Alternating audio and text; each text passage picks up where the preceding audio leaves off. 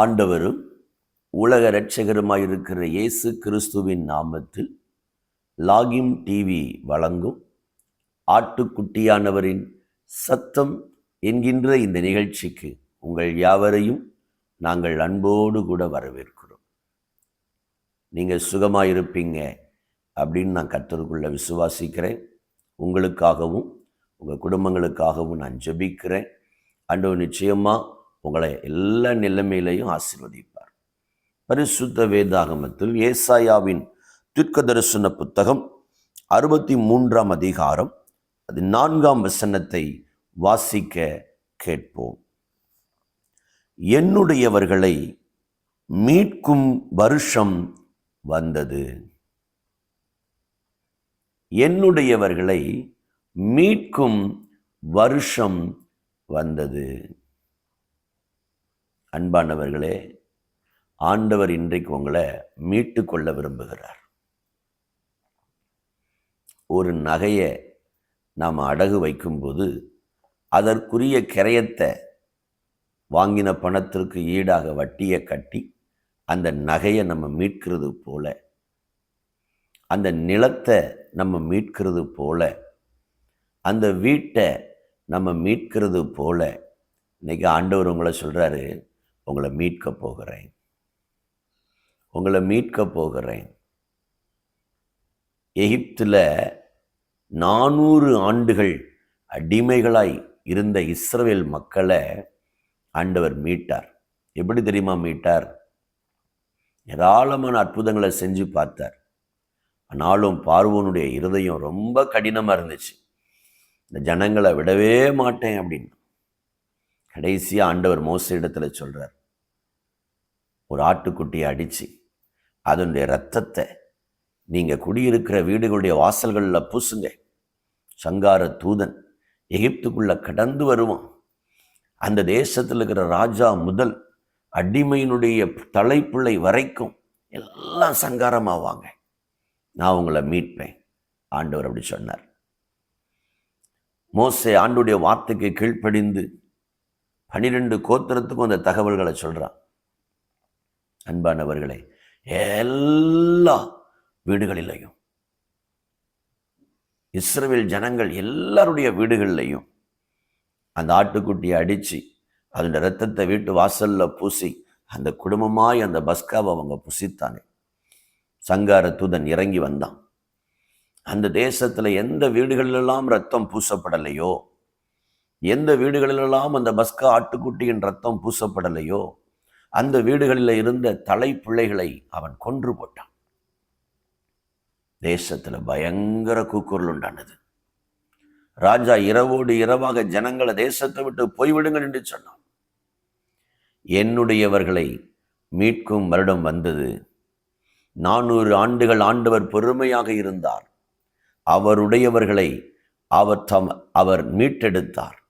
இன்றைக்கும் அவருடையவர்களாகிய நீங்கள் இன்றைக்கு எந்த காரியத்தில் அடிமைப்பட்டிருந்தாலும், பாவத்தில் அடிமைப்பட்டிருந்தாலும், வியாதியில் நீங்கள் அடிமைப்பட்டிருந்தாலும், சாசனுடைய பிடியில் நீங்கள் அடிமைப்பட்டிருந்தாலும், தரித்திரத்தில் நீங்கள் அடிமைப்பட்டிருந்தாலும், வறுமையில் நீங்கள் அடிமைப்பட்டிருந்தாலும், ஏழ்மையில் நீங்கள் அடிமைப்பட்டிருந்தாலும், சூனியங்கள், மந்திரங்கள், சாசனுடைய கிரியைகளில் நீங்கள் அடிமைப்பட்டிருந்தாலும், உங்களுக்காக எனக்காக தம்முடைய விலையேற பெற்ற இரத்தத்தை கல்வாரி சிலுவையில் சிந்தி மரித்து அடக்கம் பண்ணப்பட்டு உயிரோடு எழுந்த இயேசுவின் பரிசுத்த இரத்தம் இன்றைக்கு உங்களை மீட்க போகிறது. உங்களுக்கு இந்த வார்த்தை சந்தோஷத்தை கொடுக்கும். நீங்கள் இன்றைக்கி மீட்கப்பட போகிறீங்க. இதிலிருந்து இனி என்னால் வெளியே வரவே முடியாது, அவ்வளவு தான் என் வாழ்க்கை, இந்த எகிப்து தேசத்திலேயே நான் மரித்து போய் விடுவேன், இனி விடுதலைக்கு எனக்கு வழி இல்லை. கவலைப்படாதீங்க. அவருடையவர்களை அவர் இன்றைக்கு மீட்க போகிறார்.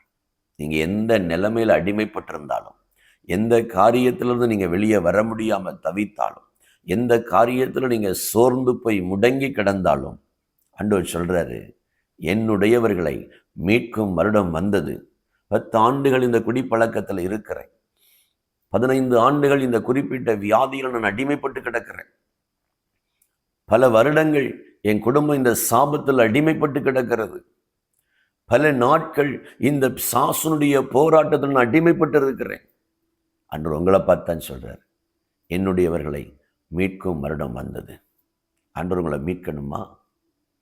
இயேசு கிறிஸ்துவின் இரத்தத்தினால் உங்கள் பாவங்கள் கழுவப்பட்டு இயேசு கிறிஸ்து மெய்யான தேவன் என்பதை இருதயத்தில் விசுவாசித்து உங்கள் வாயினால் நீங்கள் அறிக்கை செய்யும் பொழுது நான் உங்களுக்கு சொல்லுகிறேன், உங்கள் ஆண்டவர் இன்றைக்கு மீட்டுக் கொள்வார். நீங்கள் விடுதலை ஆவீர்கள். நீங்கள் விடுதலை ஆவீங்க. எத்தனை பேர் இன்றைக்கு நீங்கள் மீட்கப்படணும், விடுதலை ஆகணும்னு விரும்புகிறவங்க என்னோடு சேர்ந்து ஜெபிப்பீங்களா? பரிசுத்த பிதாவே, சர்வ வல்லமை உள்ள ஆண்டவரே, உங்கள் குமாரனாய் இருக்கிற இயேசுவின் வல்லமை உள்ள நாமத்தினாலே ஆசீர்வதிக்கப்பட்ட இந்த நல்ல நாளுக்காக நேரத்துக்காக கர்த்தருக்கு ஸ்தோத்திரம். என்னுடையவர்களை மீட்கும் வருஷம் வந்தது என்று நாங்கள் வாசிக்கிறோமே. உம்முடையவர்களை, இந்த நிகழ்ச்சியை பார்த்து கொண்டிருக்கிற உம்முடையவர்களை ஆண்டவரே இந்த நாட்களில் மீட்டருளுவீராக.